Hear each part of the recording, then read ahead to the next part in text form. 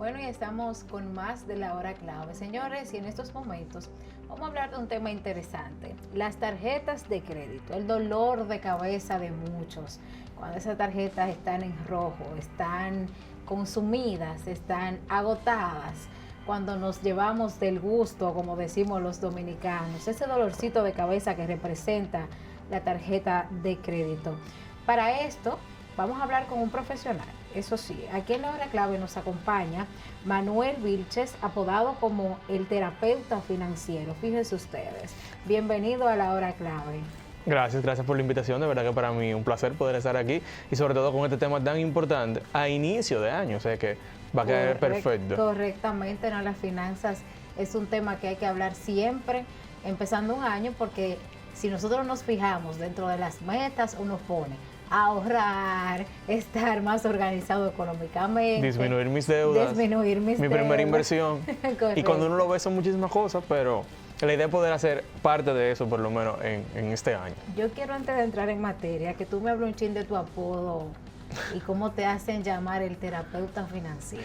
Bueno, eso fue muy interesante. Eso fue mediante una estrategia que estábamos trabajando para digital y salió este nombre del terapeuta. O sea, porque al final uno, hasta cierto punto en asesoría, uno da una terapia a esas personas. Uno como asesor da consejos y esa persona tiene entonces que aplicarlo. Pero de igual forma, si yo te asesoro a ti y tú no pones en práctica lo que estamos hablando en esa asesoría, no funciona. Entonces es muy parecido a una terapia psicológica. Entonces decidimos, bueno, vamos a juntar la parte de terapia con finanzas y salió ahí entonces el terapeuta financiero. No, pero interesante. Manuel, hablemos de finanzas, ahorro, manejos de las tarjetas de créditos, tips para organizarnos en este 2022 financieramente.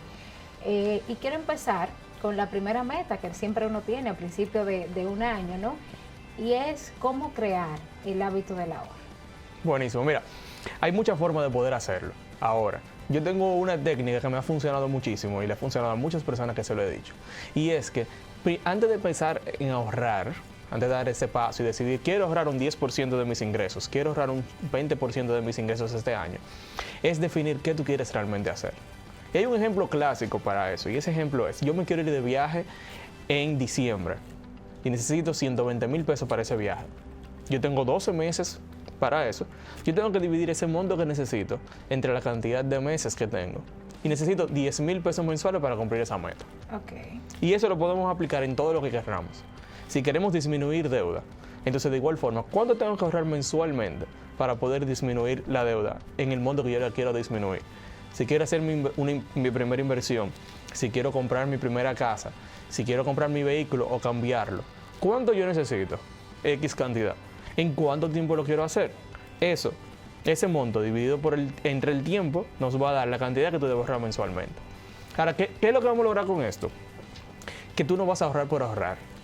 Tú vas a tener una motivación específica. O sea, si yo me quiero ir de viaje, yo tengo esa meta muy clara. Y va a ser mucho más fácil entonces crear ese hábito del ahorro, porque yo sé que eso que yo estoy haciendo, ese sacrificio de hoy, me va a permitir conseguir eso mañana. Hay un propósito. Hay un propósito. ¿Existen herramientas definidas o claves para las personas que no tienen el hábito de ahorrar? El presupuesto. La más famosa. Uno tiene que tener ese presupuesto. Señora, es increíble cómo las empresas tienen un presupuesto mensual y un presupuesto anual, y lo van revisando. Dicen, en este trimestre vamos a ver cómo nos fue y cómo nos fue el año pasado. Entonces, de igual forma, nosotros en nuestras finanzas personales deberíamos hacer lo mismo, porque es la única forma de poder tener un control. Probablemente tú hayas escuchado personas que dicen, mira, yo no sé en qué se me fue el dinero. Me pasa. A todos nos ha pasado, creo que aunque sea una vez nos ha pasado a todos. Entonces, el presupuesto nos permite evitar que pase eso, porque ya desde antes que nos depositen el dinero, sabemos en qué lo vamos a gastar y qué cantidad vamos a gastar de ese dinero. Una organización básicamente para dirigirnos en eso, porque si gastamos de manera desorganizada, pues al final de cuentas vamos a tener una objetividad, es lo que entiendo, y no tenemos el control. Y muchas veces a nosotros nos entran ingresos extras y como no tenemos nada planificado, qué me sobra o qué me hace falta, qué meta yo tengo, pues simplemente se va en ropitas, en comiditas, un viajecito, un fin de semana, un vinito, exacto, una cosita y por ahí se va.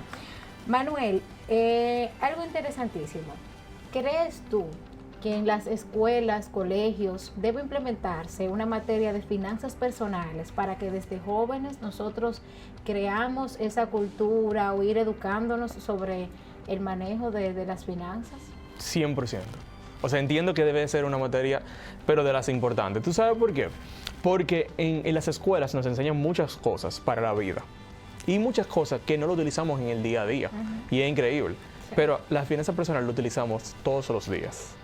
Y sin importar si tú generes ingresos o no generes ingresos, siempre vas a necesitar de las finanzas personales. Entonces debe ser algo que debe estar tanto en los colegios como en las universidades. Es increíble cómo tú, a nivel nacional por lo menos, y yo sé que en Latinoamérica es así, tú sales del colegio, tú entras a la universidad y entras a una carrera que no tiene que ver nada con negocio, o sea, que no sea ni mercadeo ni administración de empresa, y en ningún momento te enseñan cómo administrar ese dinero. Ese dinero que tú estás trabajando, tú estás estudiando para poder trabajar y generarlo, nunca te explican cómo tú lo administras. Pues se supone que sí, estamos teniendo una carrera para implementarla y vivir de ella. Exacto. Entonces, ¿cómo administramos el beneficio que nos dé? ¿Cómo lo podemos administrar para que no tengamos un dolor de cabeza mensualmente? Y de igual forma, esas carreras también nunca te explican cómo administrarte financieramente si tú quieres emprender dentro de tu carrera, que es algo muy interesante. Entonces, sin lugar a dudas, deberíamos de incluir la parte de finanzas personales y no simplemente porque eso sea lo que yo hablo y lo que yo promulgo, sino que es algo, señores, que lo utilizamos todos los días. Todos los días. Todos los días lo utilizamos. Aunque hoy no gastemos dinero, estamos trabajando hoy para generar dinero y deberíamos administrarlo y utilizarlo de la mejor manera en base a las metas que tengamos cada uno. Es correcto. Manuel, hablemos del cuco de muchos, las tarjetas de crédito. ¿Cómo debe manejarse una persona para tener un buen manejo crediticio, manejar bien una tarjeta de crédito y no se convierta en un problema? Bueno, lo primero que tenemos que tener claro es que la tarjeta de crédito no es un sueldo extra. Que ahí es que está el tema.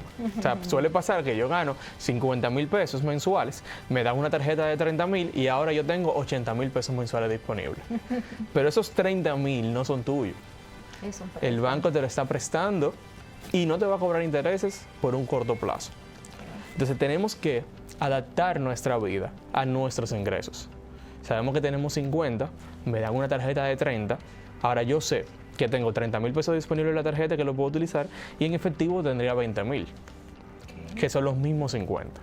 La tarjeta es un excelente instrumento para generar o para crear ese historial de crédito y también para mejorarlo. Pero de igual forma nos puede dañar el historial de crédito. Entonces tenemos que cogerle seriedad a la tarjeta y entender que la tarjeta, al igual que el efectivo, es un método de pago.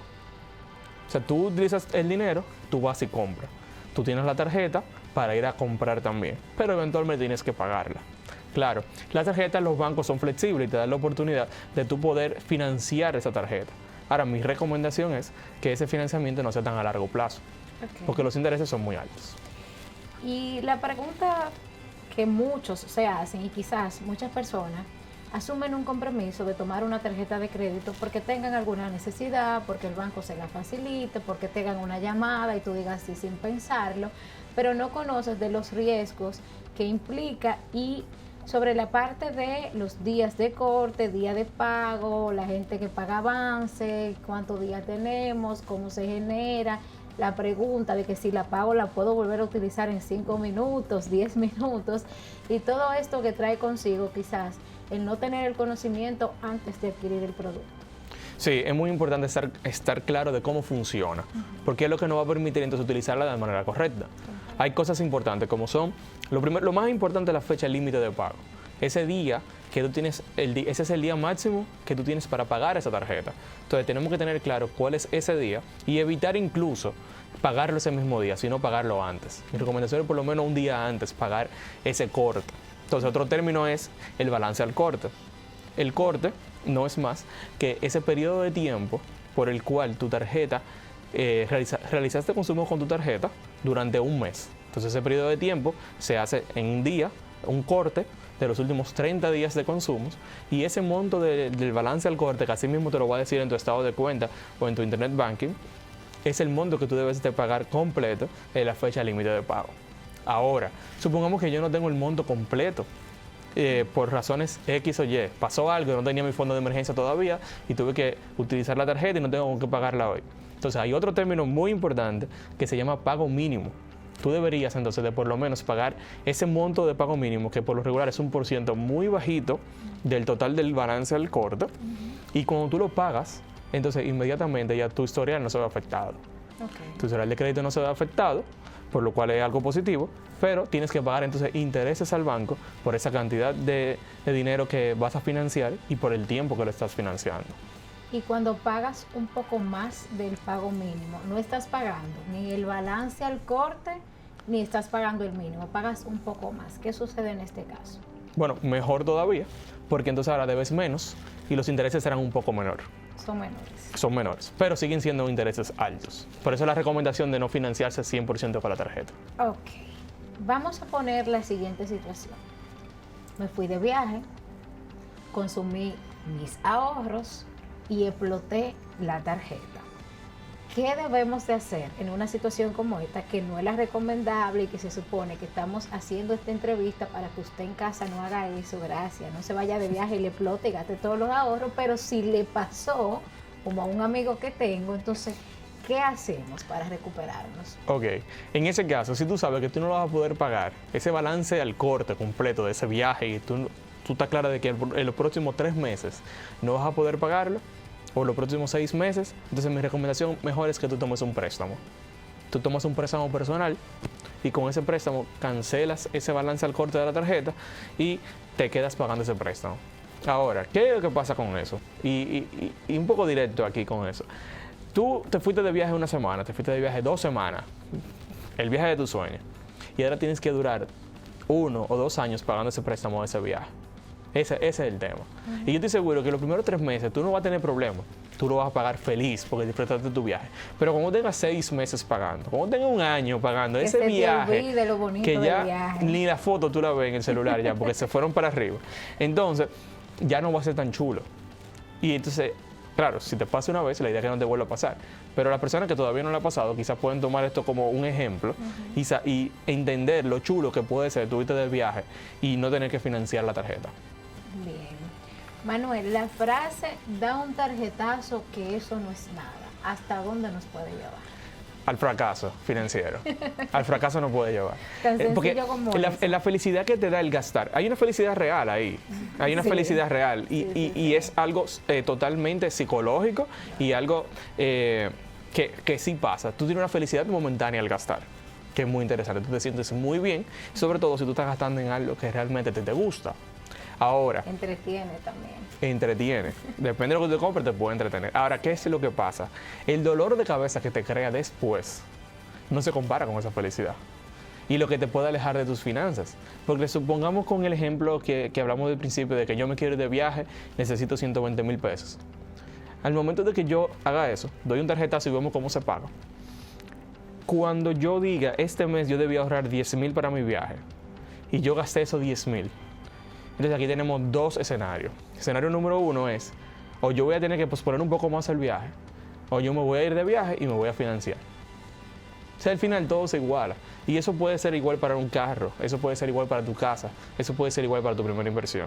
Lo que tú hagas hoy va a tener como consecuencia el futuro que tú quieras lograr financieramente. Totalmente Esa es la verdad. de acuerdo. Hay momentos en que nosotros entramos en la conciencia de crear el crédito en los bancos.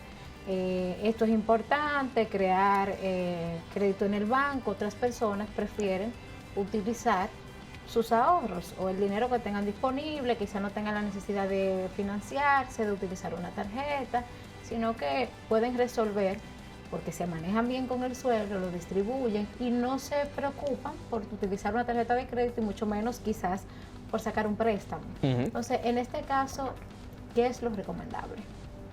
Bueno, lo recomendable aquí es desarrollar tu historial de crédito. Siempre. No estoy diciendo que tú ahora vas a ir, como he tenido personas conocidas a mí, que dicen, voy a coger este préstamo porque así voy a crear un historial. No lo necesito ese dinero, lo voy a dejar por ahí y lo voy a tomar para hacer historial. No es necesario realmente.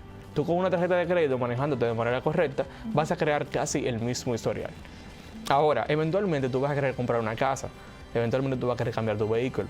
Eventualmente tú vas a querer hacer un negocio y necesitas dinero prestado. Entonces es muy interesante de que tú tengas tu historial de crédito y entonces tú puedas dar ese paso sin que sea tan complicado. Okay. Porque si tú no tienes nada de historial y tú llegas al banco, puede ser que te den un préstamo, pero va a ser mucho más difícil. Y quizás más bajito. Y vemos la costumbre de darte una tarjeta muy, muy, muy menor para crear... Para ir empezando a desarrollar. Porque el banco lo que hace con eso es ver qué tan bien tú te manejas y qué tan bien tú pagas. Y si tú pagas bien ese límite, que también es peligroso, eso es otra.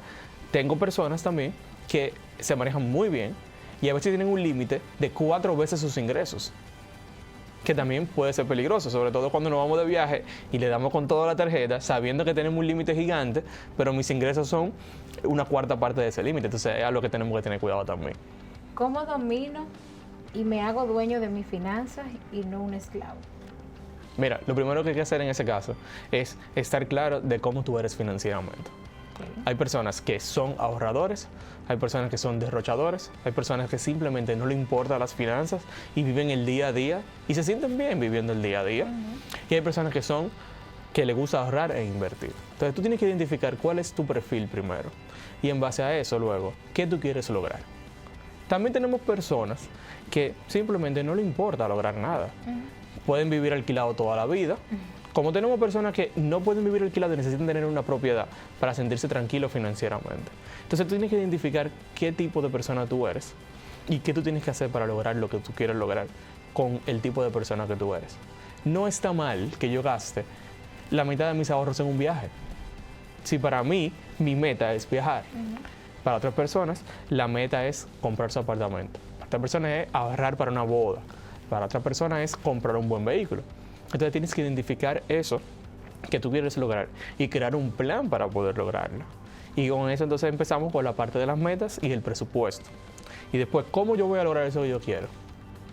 Haciendo esto. Y ya tú sabes entonces que si tú no haces eso, cada día vas a estar más lejos de lo que tú quieres lograr. Hablemos de emprendimiento. ¿Existe una edad adecuada o perfecta en la que una persona debe de iniciar su emprendimiento? Yo entiendo que no. Hay emprendimientos exitosos de personas de 80 años, 85 años y fueron exitosos.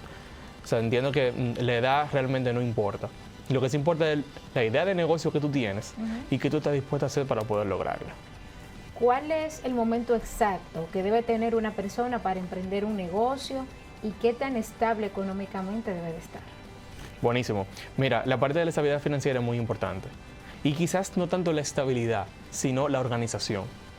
Porque a diferencia de cuando tú eres empleado, que tú sabes que tú vas a recibir un salario los 15, los 30 o los 30, y tú sabes que en diciembre tú tienes un doble sueldo, cuando tú emprendes, probablemente ese primer año, ese primer paso, esos primeros 12 meses no vas a poder lograrlo.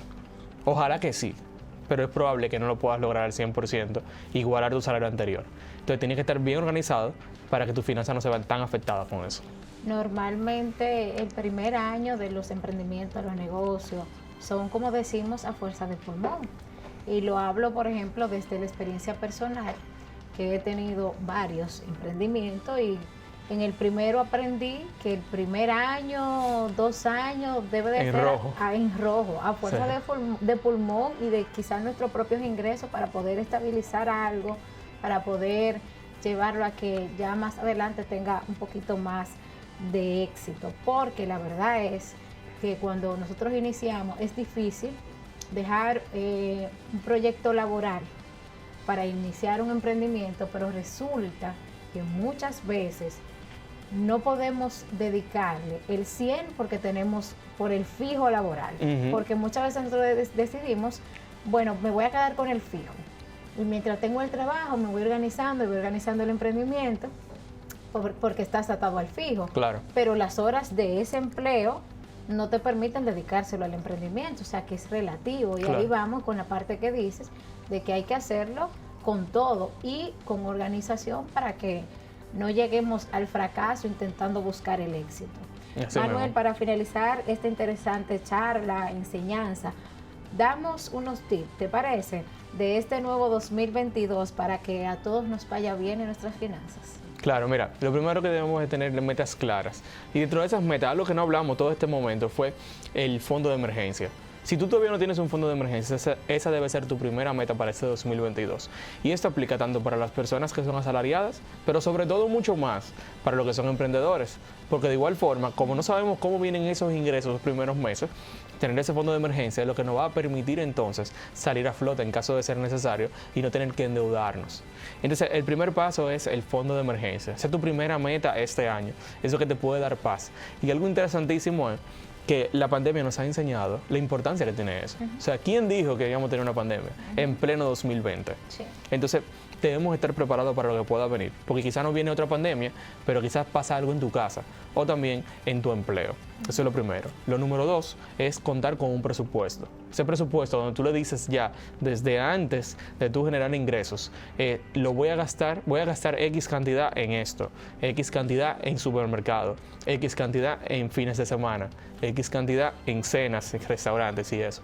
Y así ya tú tienes el presupuesto controlado y cuando llegue tu dinero, tú sabes qué va para cada uno y qué por ciento se va para ahorro también. Vamos a manejar.